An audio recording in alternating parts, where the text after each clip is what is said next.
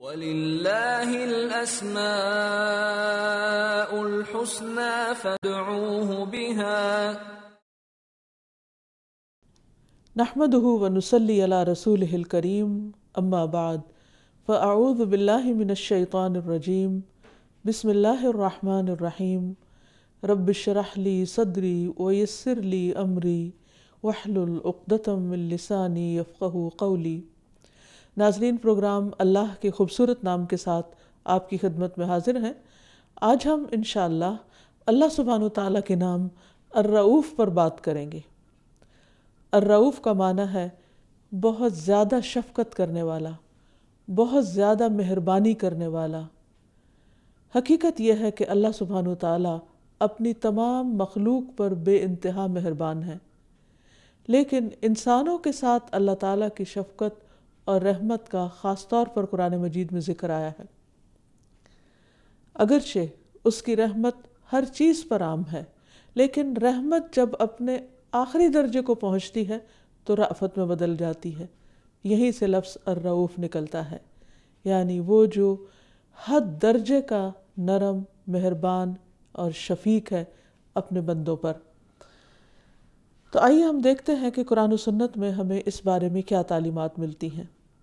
سب سے پہلی بات یہ ہے کہ اللہ تعالیٰ فرماتے ہیں کہ ان اللہ بالناس لرؤوف الرحیم، بے شک اللہ تعالیٰ اپنے بندوں پر، لوگوں پر بہت زیادہ شفقت کرنے والا مہربان ہے۔ باقی مخلوق کے مقابلے میں اگر انسانوں پر اللہ تعالیٰ کی شفقت اور رحمت کو دیکھا جائے تو سب سے پہلی چیز یہ کہ انسان کو اللہ تعالیٰ نے جس شکل و صورت سے نوازا ہے اور جس قسم کا اس کو حسن عطا کیا ہے، یہ اللہ تعالیٰ کی خاص مہربانی ہے۔ انسانوں سے ملتی جلتی مخلوق اگر بندروں کو دیکھا جائے تو آپ دیکھیں کہ ان کی سکن پر کتنے بال ہوتے ہیں، لیکن اس کے مقابلے میں انسان کی سکن، انسان کی جلد کس قدر خوبصورت ہے۔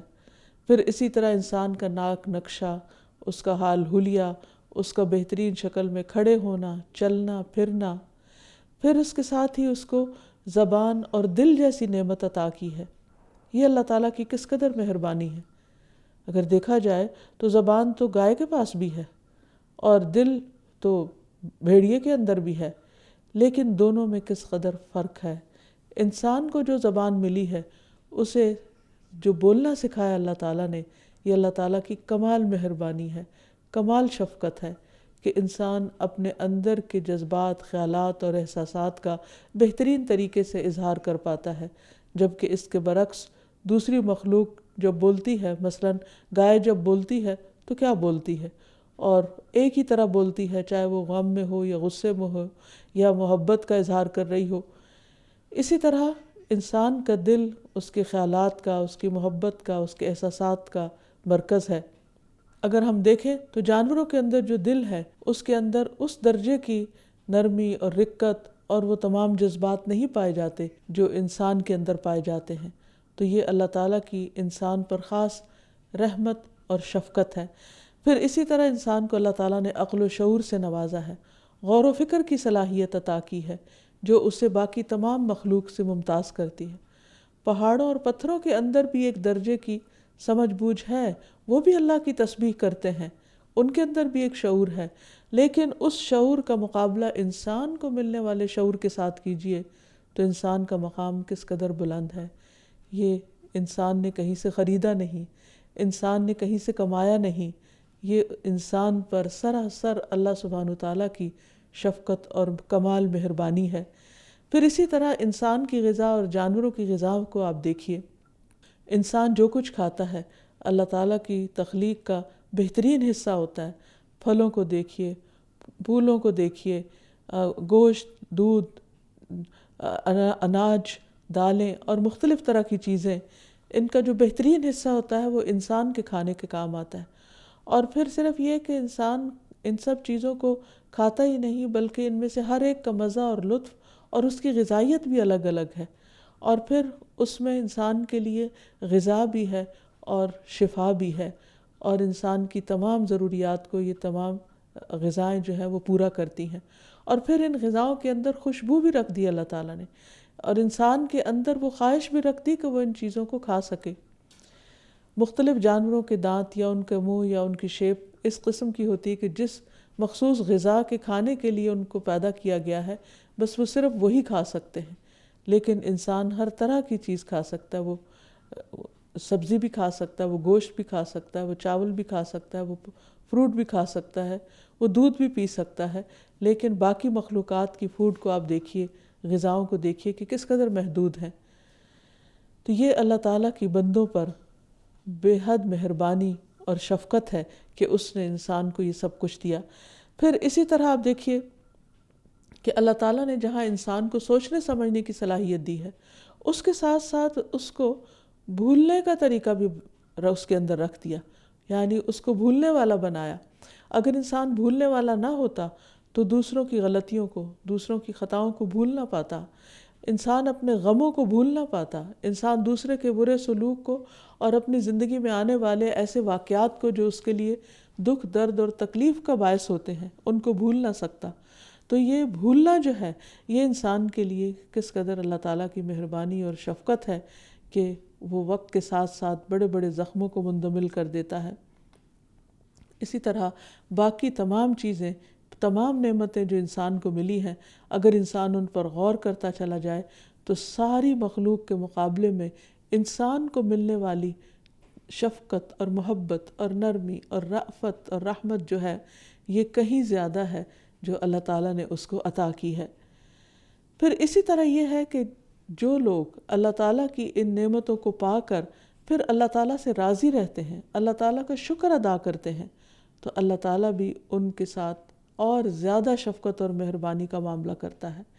اسی لیے ہم دیکھتے ہیں اللہ تعالیٰ فرماتے ہیں وَمِنَ النَّاسِ مَن يَشْرِي نَفْسَهُ ابْتِغَاءَ مَرْضَاتِ اللَّهِ وَاللَّهُ رَءُوفٌ بِالْعِبَادِ، اور لوگوں میں سے کوئی وہ ہے جو اللہ کی رضامندی تلاش کرنے کے لیے اپنی جان بیچ دیتا ہے، یعنی جان لگا دیتا ہے، اس کو اپنی جان کی بھی پرواہ نہیں ہوتی.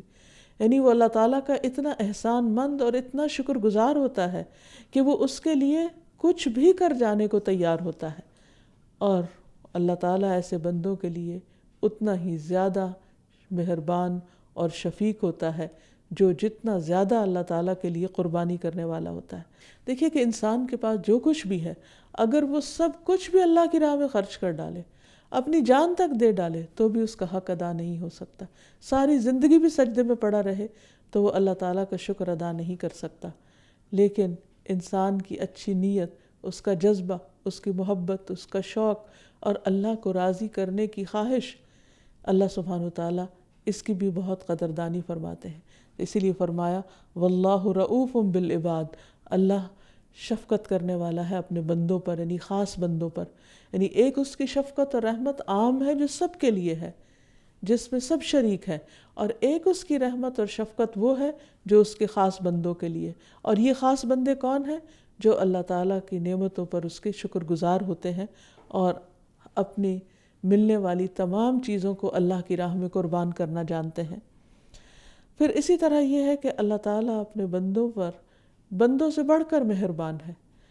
اللہ تعالیٰ نے بندوں کے لیے رحمت کا ایک حصہ، جب رحمت کو تخلیق کیا تو اس کا ایک حصہ زمین پر اتارا، جس کی وجہ سے بندے ایک دوسرے کے ساتھ محبت اور شفقت کا سلوک کرتے ہیں. ہم دیکھتے ہیں کہ ایک آدمی نبی صلی اللہ علیہ وسلم کے پاس آیا اور آپ نے دیکھا کہ وہ اپنے بچے کو اٹھا کر اپنے ساتھ چمٹا کر اسے پیار کر رہا ہے. تو آپ نے اس سے پوچھا کہ کیا تمہیں اس سے محبت ہے، کیا تمہیں اس پر رحم آتا ہے؟ تو اس نے عرض کیا جی ہاں. تو آپ نے فرمایا اللہ اپنے بندوں کے لیے اس سے بھی زیادہ مہربان ہے. یعنی جتنا ایک انسان کو انسان پر مہربانی اور شفقت اور محبت آتی ہے، اللہ تعالیٰ کو بندوں پر اس سے بھی زیادہ آتی ہے. حقیقت یہ ہے کہ اللہ سبحانہ وتعالیٰ ارحم الراحمین ہے اور اس کی رحمت اس کے غضب پر حاوی ہے. ایک حدیث میں آتا ہے کہ اللہ سبحانہ وتعالیٰ فرماتا ہے کہ میری رحمت میرے غضب پر غالب ہے. لیکن یہ بھی حیران کن بات ہے کہ جہاں ایک طرف اللہ سبحانہ وتعالیٰ مہربان ہے، وہاں دوسری طرف وہ اپنے بندوں کو ڈراتا بھی ہے اپنے سے. کیوں؟ تاکہ وہ غلط کاموں سے بچ جائیں.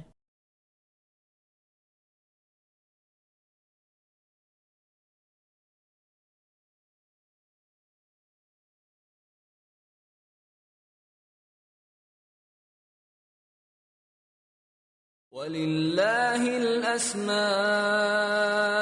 الْحُسْنَى فَادْعُوهُ بِهَا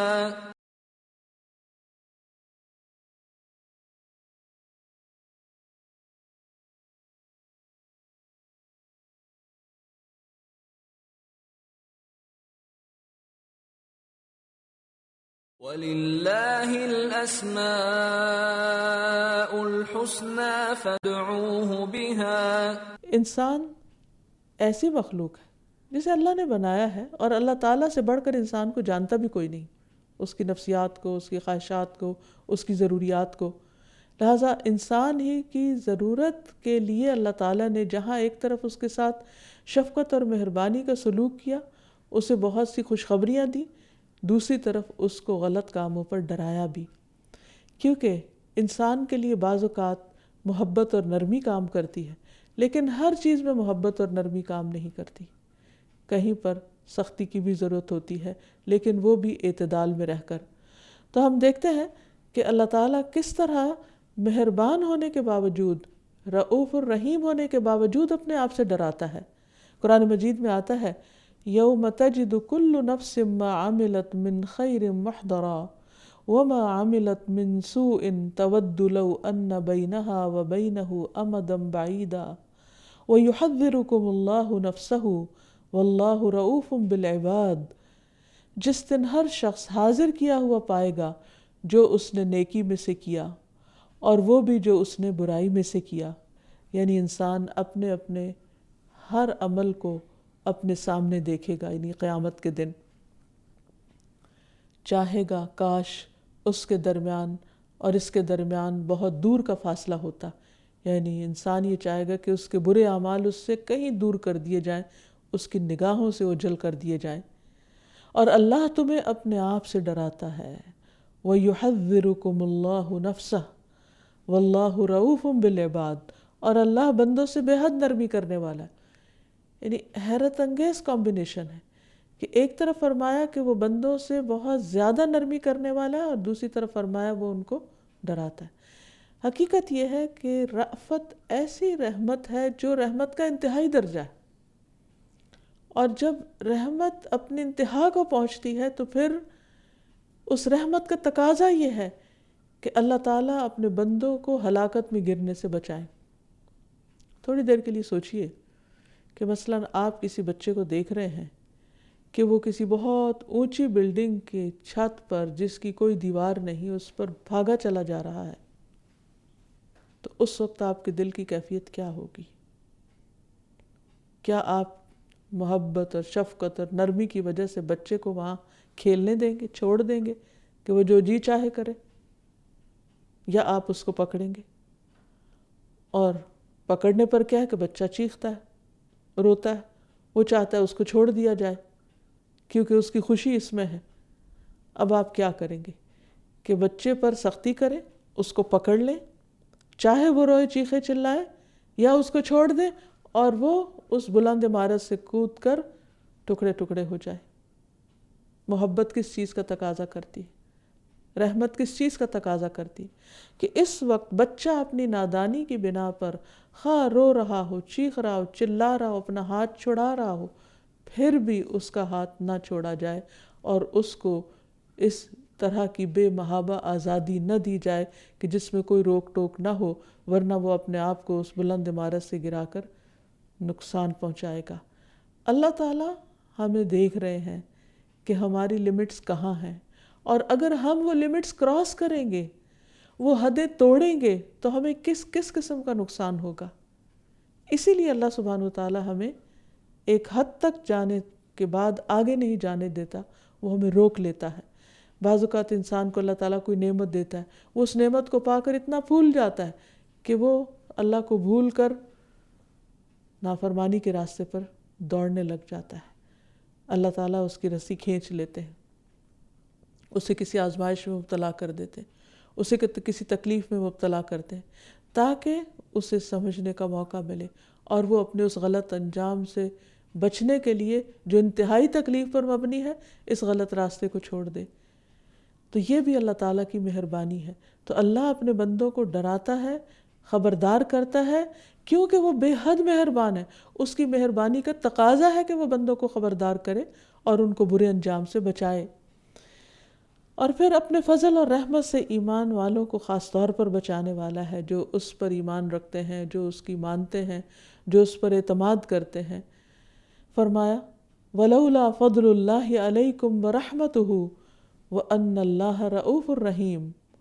اور اگر اللہ تعالیٰ کا فضل اور اس کی رحمت شامل حال نہ ہوتی، اور اللہ تعالیٰ یقیناً بڑا مہربان اور نہایت رحم فرمانے والا ہے، تو کیا ہوتا؟ تم بہت بڑی مشکل میں پڑ جاتے. یہاں اشارہ ہے حضرت عائشہ پر لگنے والے اس الزام کی طرف کہ جس کے بعد لوگ بہت زیادہ پریشان ہوئے اور پھر اللہ تعالیٰ نے پردے کے احکامات اتارے اور بہت سی چیزوں سے روک دیا گیا. تو ان سب پابندیوں کو جو بظاہر دیکھنے میں بہت سخت نظر آتی ہیں، یہ بتایا گیا کہ یہ دراصل اللہ تعالیٰ کی شفقت اور مہربانی اور رحمت ہے اپنے بندوں پر، کہ وہ بندوں کو نقصان سے بچنے کے لیے انہیں ایسے اصول و ضوابط اور قوانین دیتا ہے. پھر اسی طرح اللہ سبحانہ وتعالیٰ اپنے بندوں کی ہدایت کا انتظام کرنے والا ہے، کیونکہ وہ اپنے بندوں پر شفیق اور مہربان ہے. فرمایا وَهُوَ الَّذِي يُنَزِّلُ عَلَىٰ عَبْدِهِ آيَاتٍ بَيِّنَاتٍ لِيُخْرِجَكُم مِّنَ الظُّلُمَاتِ إِلَى النُّورِ وَإِنَّ اللَّهَ بِكُمْ لَرَءُوفٌ رَحِيمٌ. وہی ہے جو اپنے بندے پر واضح آیات اتارتا ہے تاکہ تمہیں اندھیروں سے روشنی کی طرف نکالے، اور بلا شبہ اللہ تم پر یقیناً بے حد نرمی کرنے والا نہایت مہربان ہے.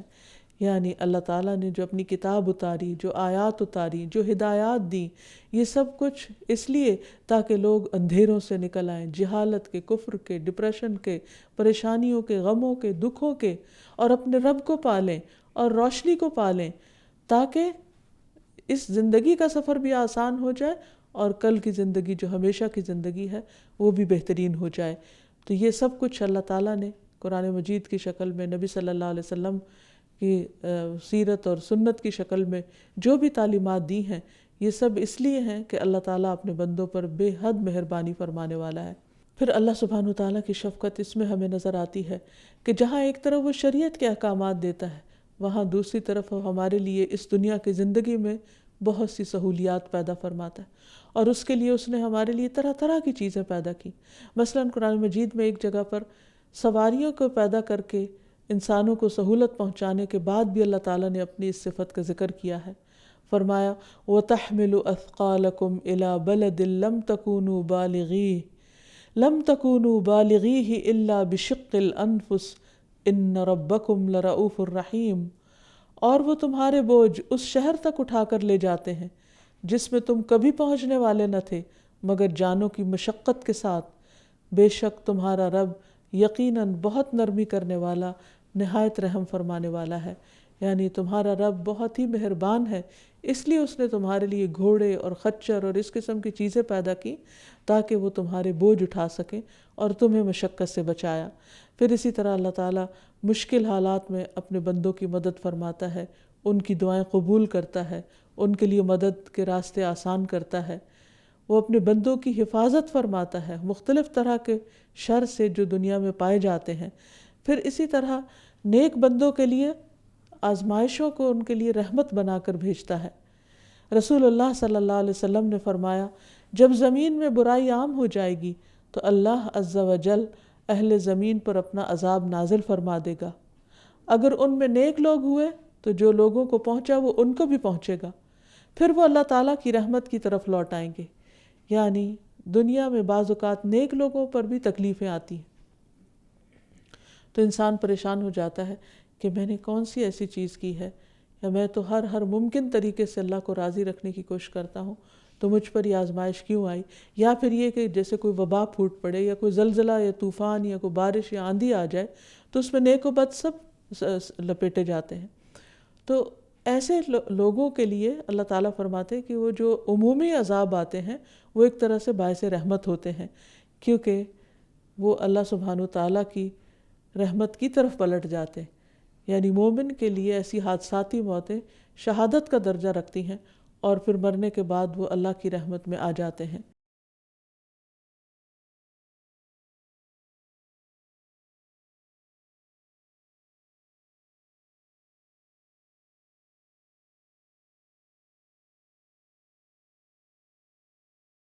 وَلِلَّهِ الْأَسْمَاءُ الْحُسْنَى فَادْعُوهُ بِهَا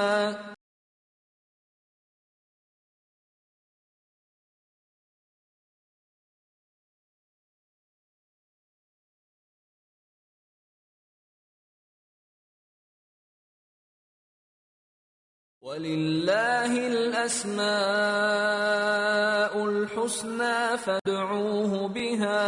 اللہ تعالیٰ اپنے ان بندوں کے ساتھ جو گناہ کرتے ہیں ان کے ساتھ بھی بڑا مہربان ہے، انہیں ڈھیل دیتا رہتا ہے، مہلت دیتا رہتا ہے تاکہ وہ واپس پلٹ آئیں اور اللہ تعالیٰ سے توبہ کر لیں اور اللہ تعالیٰ ان پر مہربان ہو جائے۔ پھر اسی طرح اللہ تعالیٰ بندوں کی نیکیوں کو ضائع نہیں کرتا۔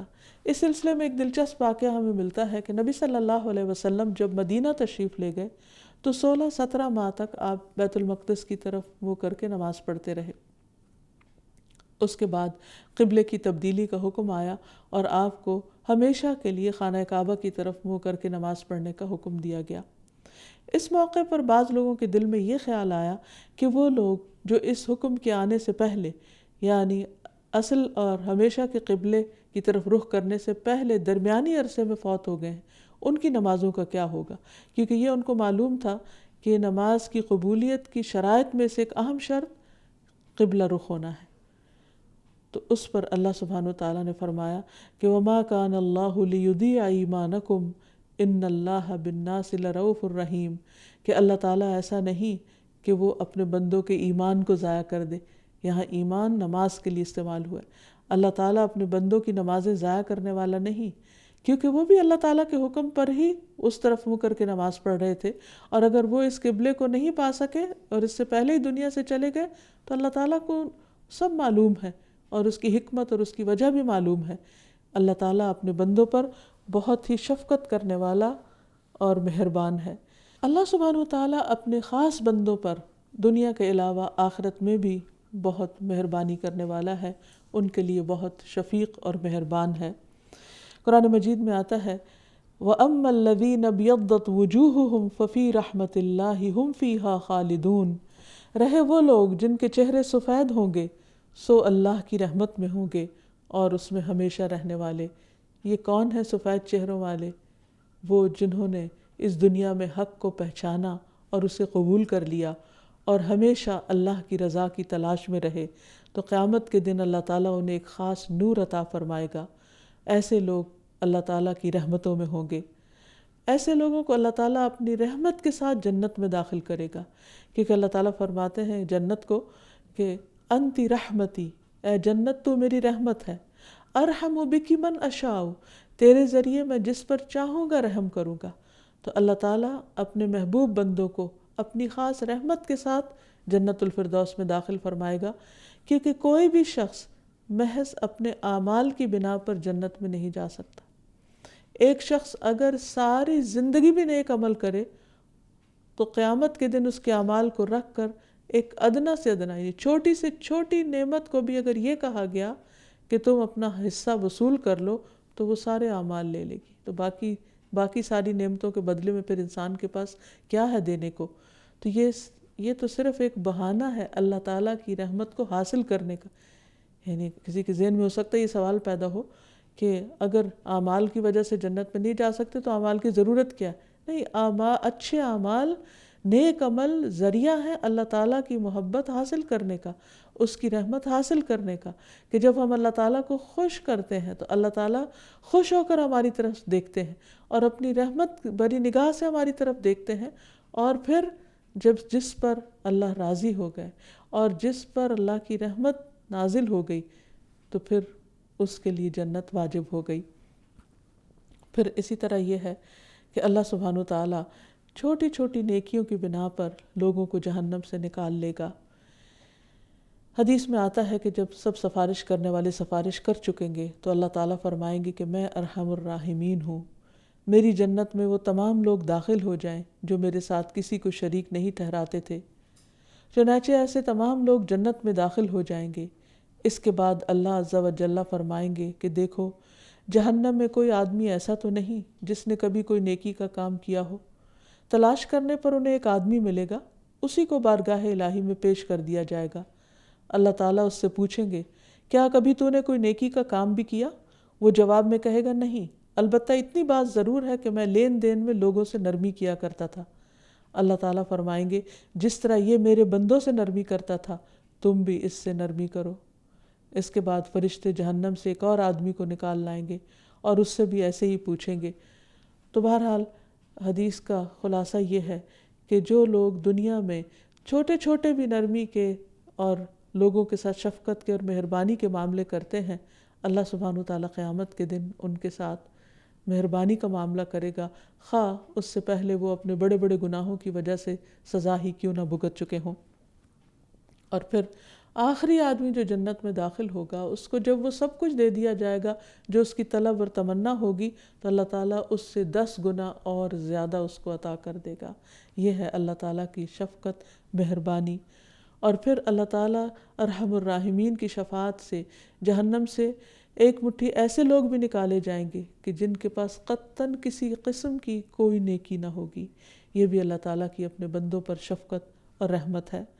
اور پھر اللہ تعالیٰ ان پر ایسی رحمت کرے گا کہ ان میں سے ایک کو، یعنی جن کے پاس کوئی نیکی نہیں تھی، جب ان کو جنت میں داخل کیا جائے گا نہر الحیات سے گزارنے کے بعد، تو ان کے جسم پر آگ کے نشان وغیرہ ہوں گے، جلنے کے یعنی، تو جنت والے ان کو جہنمیون کہیں گے کہ یہ وہ لوگ ہیں جو جہنم سے نکال کر یہاں جنت میں لا بسائے گئے ہیں۔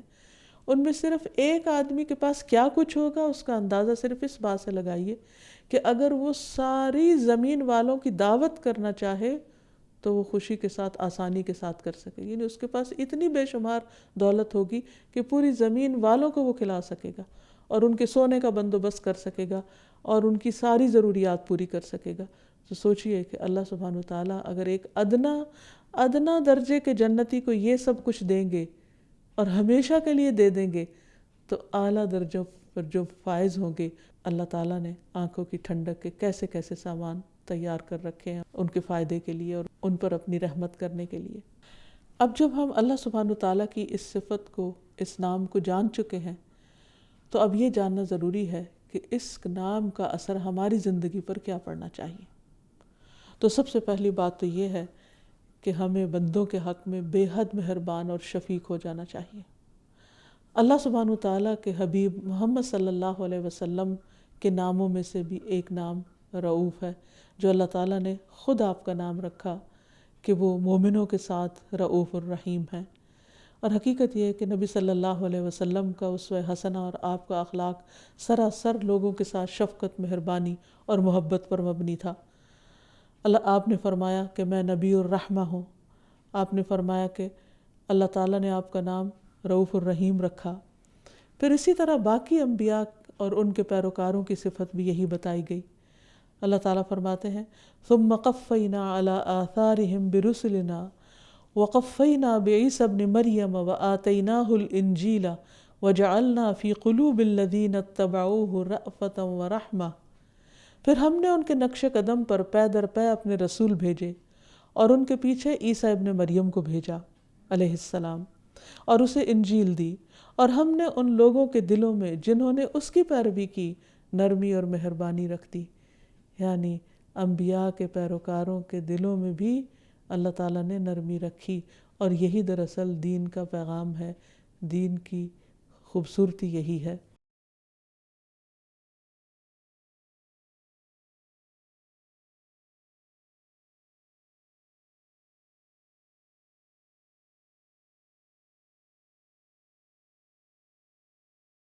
وَلِلَّهِ الْأَسْمَاءُ الْحُسْنَى فَادْعُوهُ بِهَا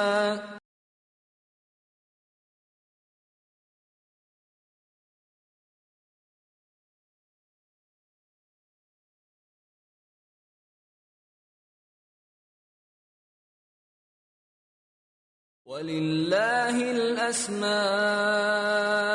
الْحُسْنَى فَادْعُوهُ بِهَا۔ محمد صلی اللہ علیہ وسلم کے ساتھیوں کی صفت بھی جو قرآن مجید میں بتائی گئی ہے وہ یہی ہے کہ محمد الرسول اللہ والذین معہ اشداء علی الکفار رحماء بینہم۔ محمد اللہ کے رسول ہیں اور وہ لوگ جو ان کے ساتھ ہیں کافروں پر سخت اور آپس میں نہایت رحم دل ہیں، بہت ہی مہربان اور شفیق ہیں۔ پھر اسی طرح عام مومنوں کو بھی یہی تلقین کی گئی کہ وہ اہل زمین کے ساتھ رحم کا معاملہ کریں تو آسمان والا ان پر رحمت برسائے گا۔ عبداللہ ابن عمر کہتے ہیں رسول اللہ صلی اللہ علیہ وسلم نے فرمایا، رحم کرنے والوں پر رحمان بھی رحم کرتا ہے، تم زمین والوں پر رحم کرو، آسمان والا تم پر رحم کرے گا۔ رحم بھی رحمان کی شاخ ہے، جس نے اس کو جوڑا اللہ بھی اس سے رشتہ جوڑ لیں گے، اور جو اسے کاٹے گا اللہ تعالیٰ بھی اس سے قطع تعلق کر لیں گے۔ تو حقیقت یہ ہے کہ اللہ تعالیٰ اپنے بندوں میں سے ان پر رحم فرمائے گا جو بندوں پر مہربان ہوتے ہیں، جو اس کی مخلوق پر مہربان ہوتے ہیں، اور جو بندوں کے ساتھ سختی برتتے ہیں اللہ تعالیٰ پھر ان کے ساتھ بھی ویسا ہی معاملہ فرمائے گا۔ تو انسان کی یہ رحمت اور شفقت اور محبت اس کے گھر والوں کے ساتھ شروع ہونی چاہیے۔ اس کے قریب والے سب سے زیادہ اس شفقت کے مستحق ہوتے ہیں۔ نبی صلی اللہ علیہ وسلم اپنے گھر والوں کے لیے اور اہل خانہ کے لیے اور بچوں کے لیے انتہائی شفیق اور مہربان تھے۔ آپ نے فرمایا خیرکم خیرکم لأہلی وأنا خیرکم لأہلی، تم میں سب سے اچھا وہ ہے جو اپنے گھر والوں کے لیے اچھا ہے، اور میں تم میں سب سے زیادہ اپنے گھر والوں کے لیے اچھا ہوں۔ پھر اسی طرح سوسائٹی میں وہ لوگ جو دکھی ہیں، پریشان ہیں، مجبور ہیں اور طرح طرح کے مسائل کا شکار ہیں، وہ خصوصی ہمدردی اور رحمت کے مستحق ہیں، جن میں خاص طور پر یتیم بچے کہ جن کے والدین بچپن میں فوت ہو جائیں۔ ابو درداء سے روایت ہے، فرماتے ہیں نبی صلی اللہ علیہ وسلم کے پاس ایک شخص اپنے دل کی سخت گیری کی شکایت لے کر آیا، تو آپ نے فرمایا کیا تو یہ پسند کرتا ہے کہ تیرا دل نرم ہو جائے اور اپنی حاجت کو پالے؟ تو یتیم پر رحم کر اور اس کے سر پر ہاتھ پھیر، یعنی اگر تم اپنے دل میں سختی محسوس کرتے ہو تو یتیم کے ساتھ نرمی برتو، اسے اپنے کھانے سے کھلا، تیرا دل نرم ہو جائے گا اور تو اپنی حاجت اور ضرورت کو پالے گا۔ یعنی اگر تمہارا کوئی کام اٹکا ہوا ہے، تمہارا کوئی مسئلہ رہتا ہے، تو اس کے لیے ضروری ہے کہ تم جا کر یتیم اور مسکینوں کے ساتھ شفقت کا معاملہ کرو۔ پھر اسی طرح ہم دیکھتے ہیں کہ نبی صلی اللہ علیہ وسلم ان لوگوں کے ساتھ جو آپ کے پاس علم سیکھنے کے لیے آتے تھے بہت زیادہ مہربانی کا سلوک کیا کرتے تھے۔ مالک بن حویرث کہتے ہیں میں اپنی قوم کے چند لوگوں کے ساتھ نبی صلی اللہ علیہ وسلم کی خدمت میں حاضر ہوا، اور ہم 20 راتیں آپ کے ہاں قیام پذیر رہے، یعنی 20 دن وہاں رہے۔ نبی صلی اللہ علیہ وسلم بڑے رحیم اور نرم دل تھے۔ آپ نے محسوس کیا کہ اب ہمیں اپنے گھر والوں سے ملنے کا اشتیاق پیدا ہو رہا ہے، تو نبی صلی اللہ علیہ وسلم نے فرمایا کہ تم اب اپنے گھر والوں کے پاس لوٹ جاؤ، وہیں پر رہو اور انہیں دین سکھاؤ، اور سفر میں نماز پڑھتے رہنا۔ جب نماز کا وقت آ جائے تو تم میں سے ایک شخص آذان دے، اور جو تم میں سب سے بڑا ہو وہ امامت کرائے۔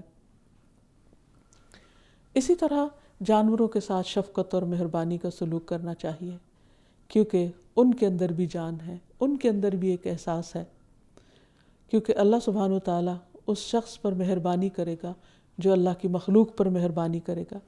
ایک آدمی نے کہا کہ اے اللہ کے رسول صلی اللہ علیہ وسلم، میں بکری ذبح کرتا ہوں اور اس کے ساتھ شفقت کرتا ہوں، یعنی بہت پیار سے اور بہت اچھے طریقے سے۔ آپ نے فرمایا اگر تو بکری کے ساتھ شفقت کرے گا تو اللہ تعالیٰ تیرے ساتھ رحم فرمائے گا، یعنی تجھ پر مہربان ہوگا۔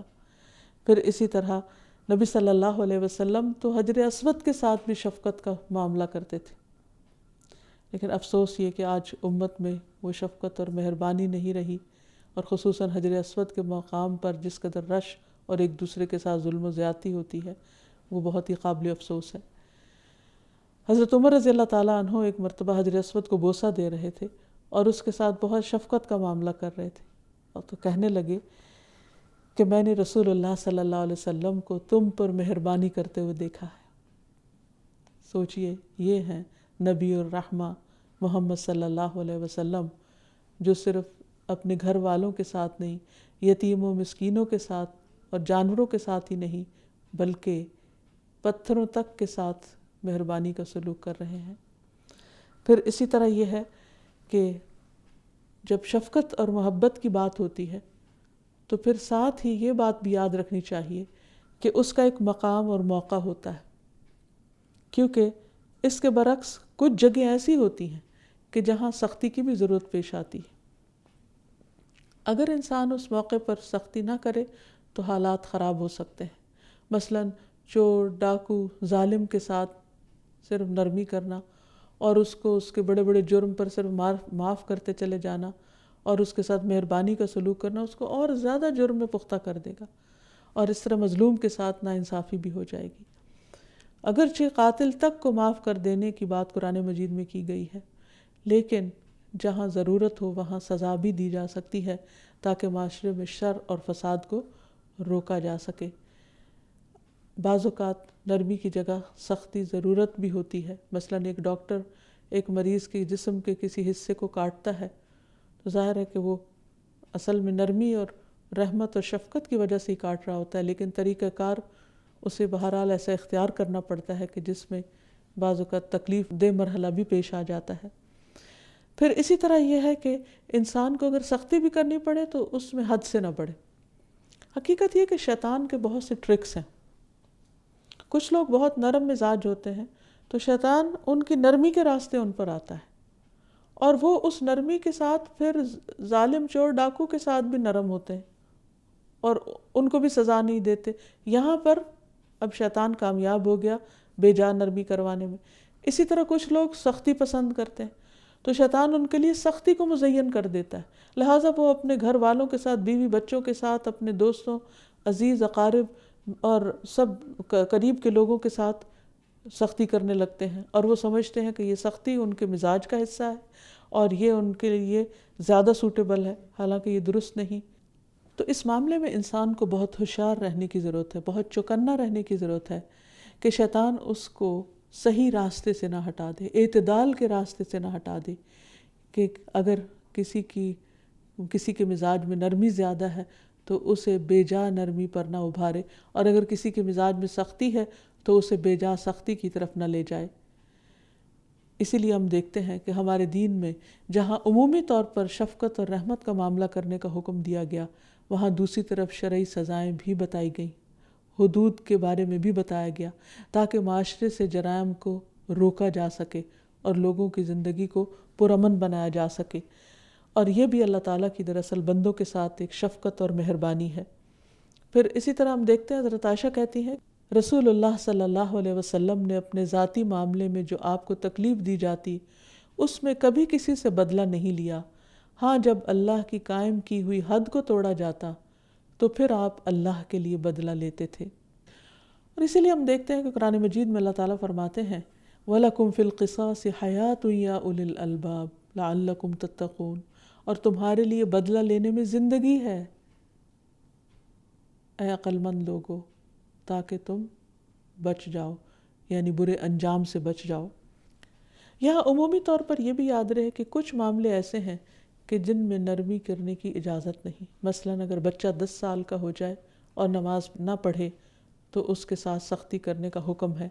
پھر اسی طرح اگر کوئی انسان منکر کو دیکھتا ہے تو اس کو پسند نہ کرے، اس پر لینیٹ نہ ہو، بلکہ اگر اس کو ہاتھ سے روک سکتا ہے تو ہاتھ سے روکے، اگر ہاتھ سے نہیں روک سکتا تو زبان سے روکے، ورنہ دل میں اس کو ضرور برا سمجھے۔ اسی طرح اگر کسی کے دین کا نقصان ہو رہا ہو تو اس کو بھی روکنے کے لیے سختی کی جا سکتی ہے۔ پھر اگر کسی کی دنیا کا کوئی نقصان کرے تو اس معاملے میں بھی انسان فرم رویہ اختیار کر سکتا ہے۔ پھر اسی طرح اگر کسی کمزور کے اوپر ظلم کیا جا رہا ہو تو اس ظلم کو روکنے کے لیے اگر طاقت کا استعمال کرنا پڑے تو یہ اس کے منافی نہیں کہ انسان نرم دل یا مہربان نہیں۔ اور آخر میں یہ کہ ہمیں اسلام کے ساتھ اللہ سبحانہ وتعالیٰ کو پکارنا بھی چاہیے۔ قرآن مجید میں ایک دعا کے آخر میں بھی یہ اللہ تعالیٰ کی صفت بیان ہوئی ہے۔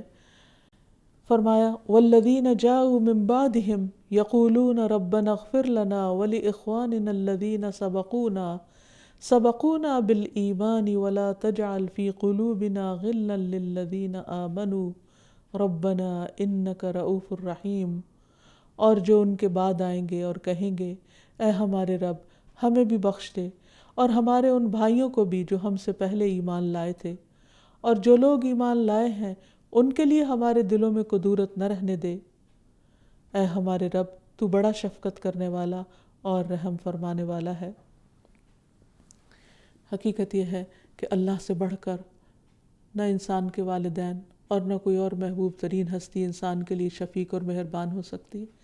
اس لیے انسان کو اللہ تعالیٰ کی رحمت اور شفقت کا واسطہ اور وسیلہ دے کر اللہ تعالیٰ سے دعائیں کرتے رہنا چاہیے، اور خاص طور پر جب انسان کے حالات تنگ ہو جائیں، انسان کے لیے مشکلات میں اضافہ ہو جائے، تو اللہ تعالیٰ کو یا رؤوف کہہ کر پکارنا چاہیے کہ اے شفقت کرنے والے، اے مہربانی کرنے والے، تو مجھ پر مہربانی فرما اور میرے حالات درست فرما دے۔ اللہ تعالیٰ نے خود بھی ہمیں حکم دیا ہے کہ ہم اللہ تعالیٰ کی رحمت کو پکاریں، وَقُلْ رَبِّ اغْفِرْ وَارْحَمْ وَأَنْتَ خَيْرُ الرَّاحِمِينَ، اور آپ کہہ دیجئے کہ اے میرے رب بخش دے اور رحم کر، اور تو رحم کرنے والوں میں سب سے زیادہ رحم کرنے والا ہے۔ تو اللہ تعالیٰ سے دعا ہے کہ وہ ہم سب پر اپنی رحمت نازل فرما دے۔ وآخر دعوانا ان الحمد للہ رب العالمین۔